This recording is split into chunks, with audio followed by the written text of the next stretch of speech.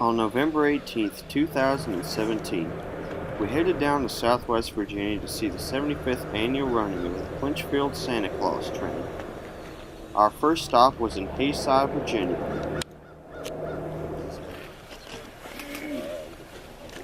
There's one with a super tall top on? Oh, I see it. There were hundreds of rail fans chasing the train, and CSX employees had to keep people off the tracks.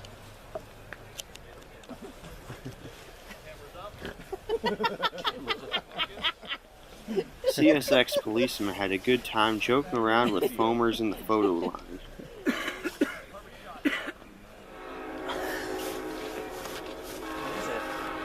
Unfortunately for me, the photo line was blocking my shot of the tunnel portal. Well, I hope they got good photos.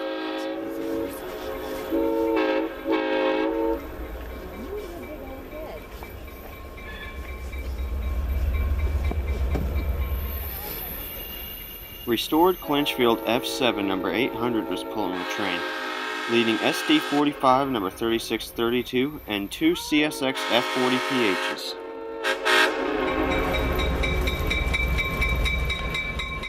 CSX had graciously restored No. 800 to its as-delivered paint scheme at the Huntington, West Virginia shops a few weeks before.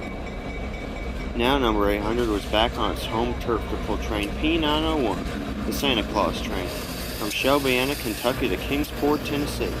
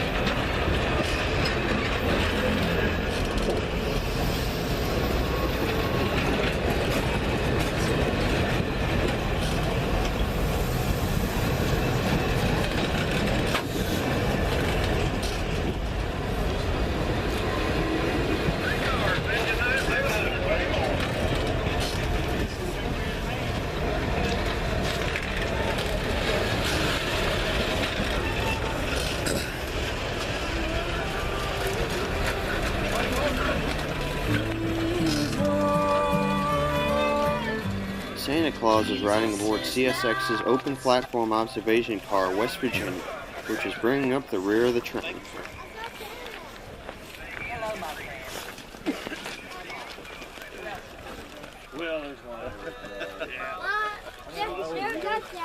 People poured onto the tracks to receive the gifts that Santa was throwing into the crowd.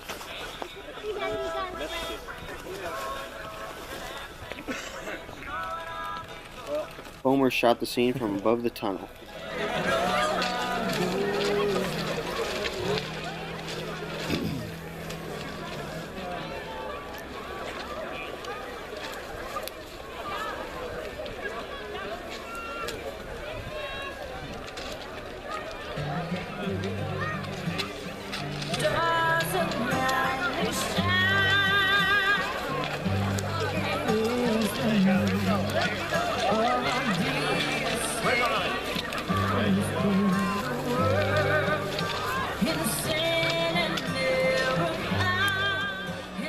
Skaggs, a famous bluegrass singer, was on the back platform of West Virginia alongside Santa Claus.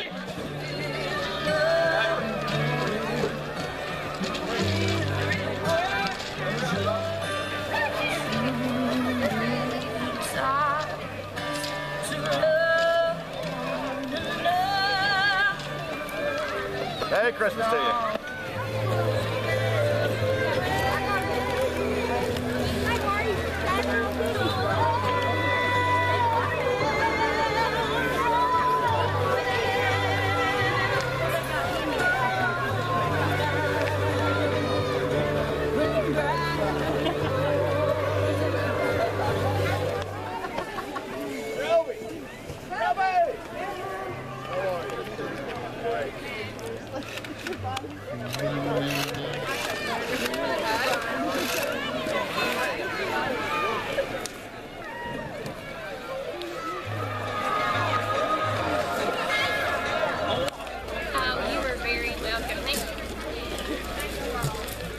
15 minutes, the train was stopped and Haysi seemed to fly by, and soon it was time for reporters and officials to get back on board the train.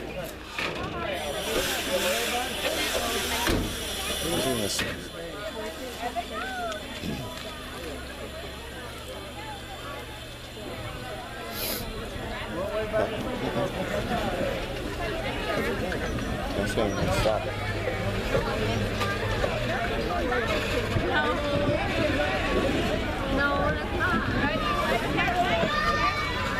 And with that, Santa Claus was off to his next stop.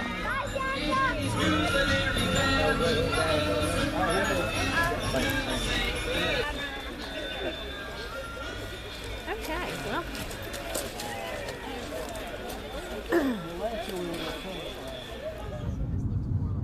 We briefly caught up with the train as it passed through Clinchco, Virginia.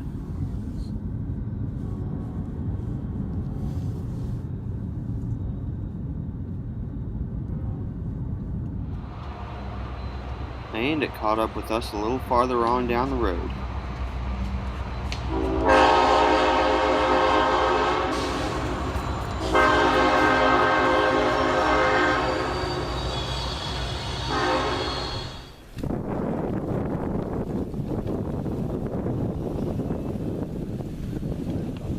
Our next stop was Daint, Virginia.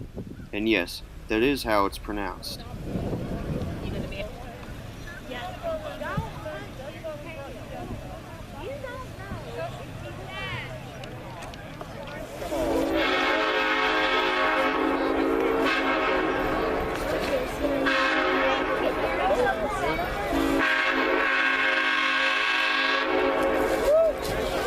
Everybody grew excited as number 800 rounded the curve into Daint.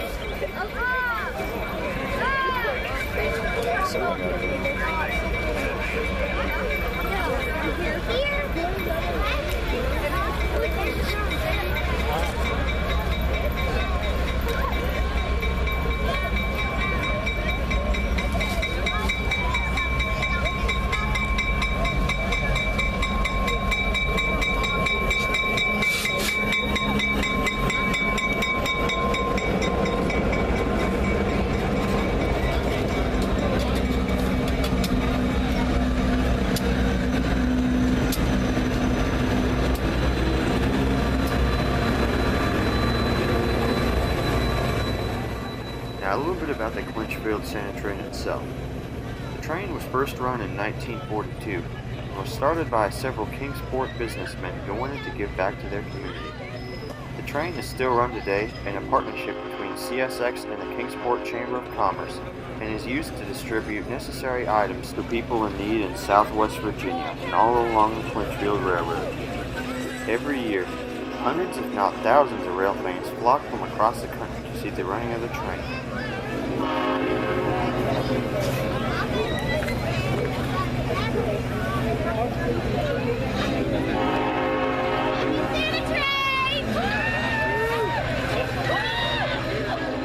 Just like at Haysi, people were waiting here at Daint to receive donations from Santa Claus. Yeah, that's around. It's crazy stuff.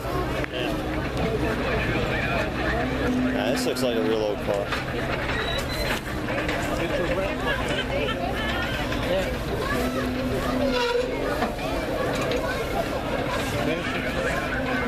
I don't see anybody. Few people.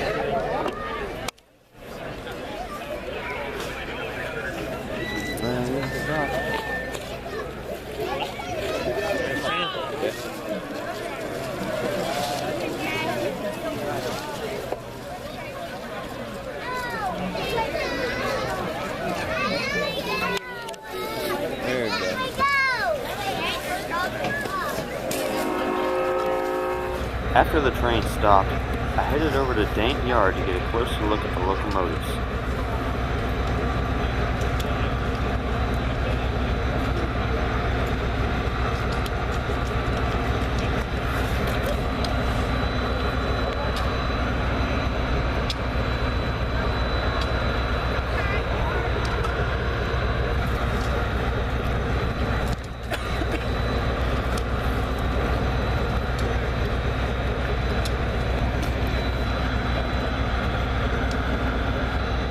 Jim Wrinn, the chief editor of the Magazine of Railroading, was among the throng of people photographing the train in the yard.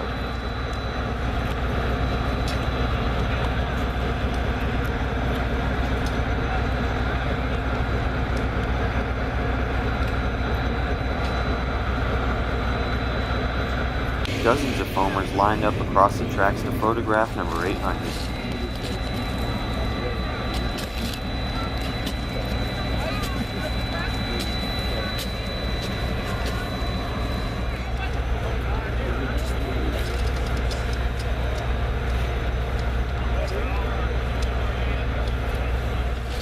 Just about everybody got their picture taken with the locomotive.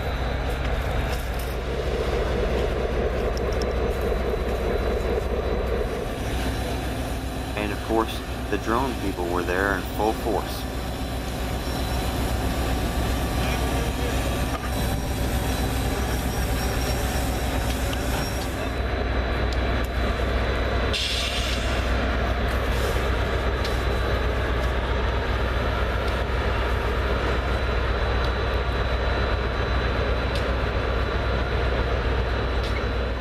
After a short 20-minute stop, it was time for the Santa train to leave.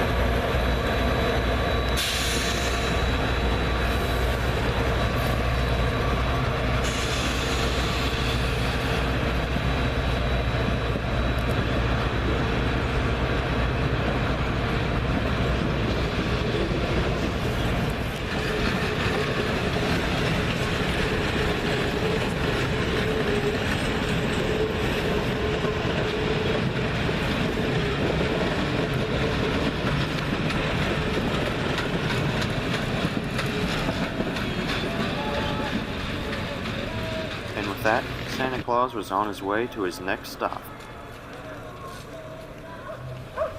Before heading out, I just had to get a photo of that famous Clinchfield landmark, the Union Baptist Church.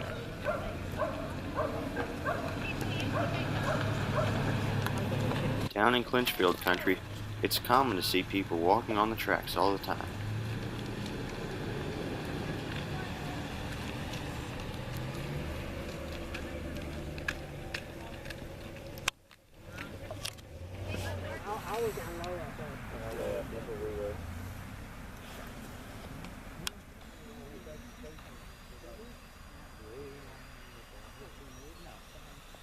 After leaving Dane, we headed off to our next photo spot at Osbourne's Curve, where there are at least 100 other foamers up on the hillside overlooking the curve.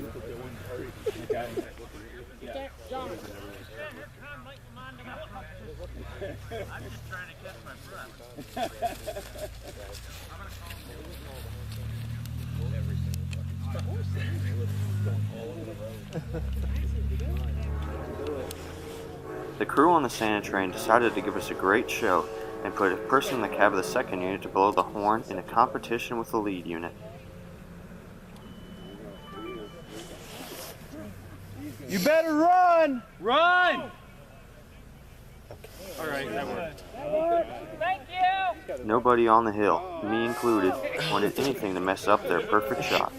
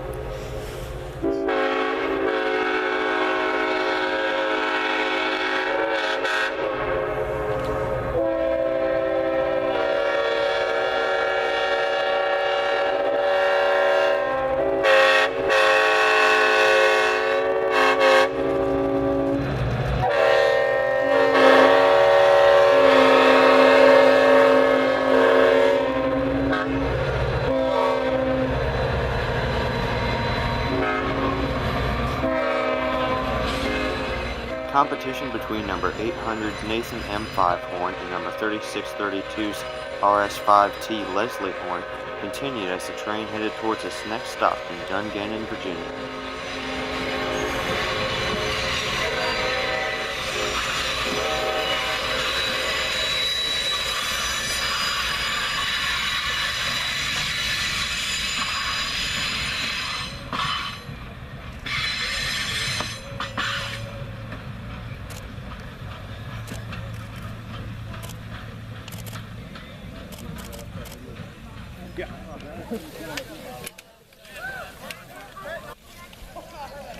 The army of foamers headed down the hill to their cars to continue the chase.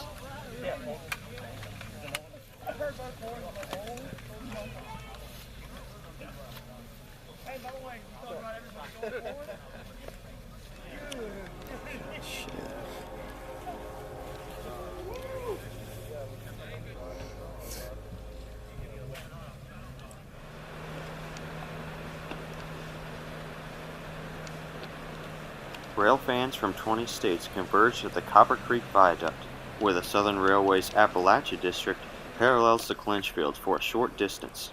Thankfully, the Southern was not too busy anymore, as its tracks provided one of the few vantage points for the hard-to-shoot Copper Creek Viaduct.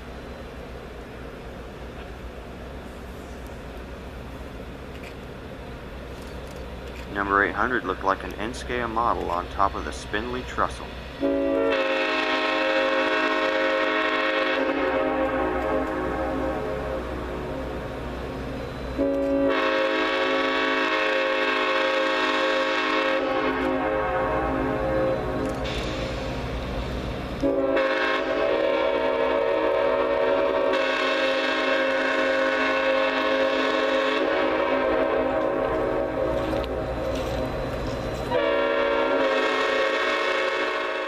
Number 800's engineer played jingle bells on the horn as the train slowly crept across the trestle.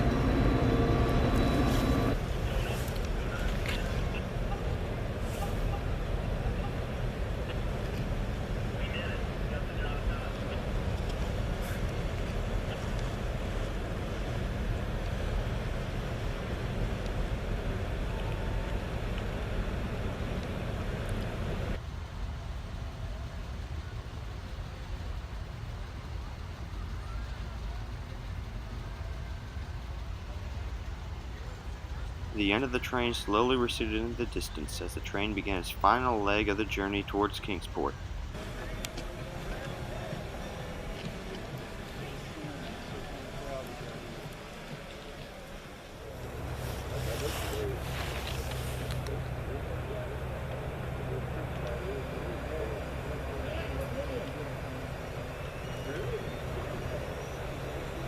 Our next and final stop on our chase was the Holston River Viaduct, just across the border into Tennessee.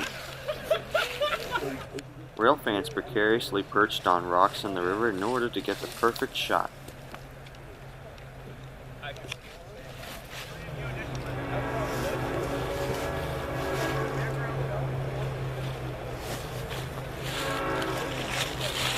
The crew decided to give us another horn show here as the train rolled across the bridge.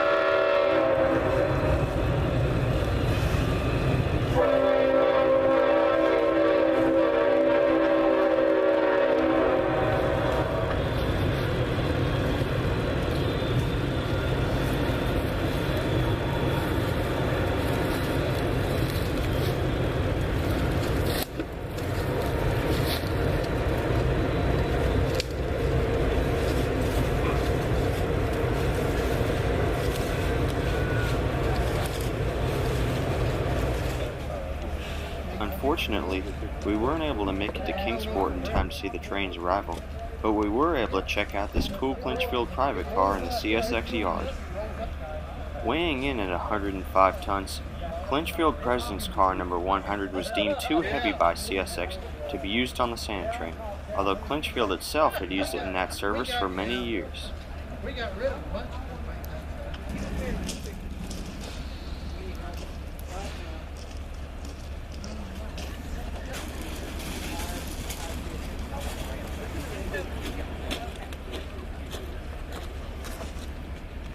Volunteers from the Watauga Valley Railroad Museum, owner of the car, were busily trying to recruit new members. Kingsport is home to Eastman Kodak Chemical Company's Tennessee plant, and that truly is the only reason why CSX has not already abandoned the entire Clinchfield. The impressive plant is quite a sight to see. Well, that's all, folks. Thank you for watching. I hope you enjoyed this video. Please be sure to like, comment, and subscribe. And if you're ever in Tennessee, be sure to check out Kingsport and the Clinchfield Railroad.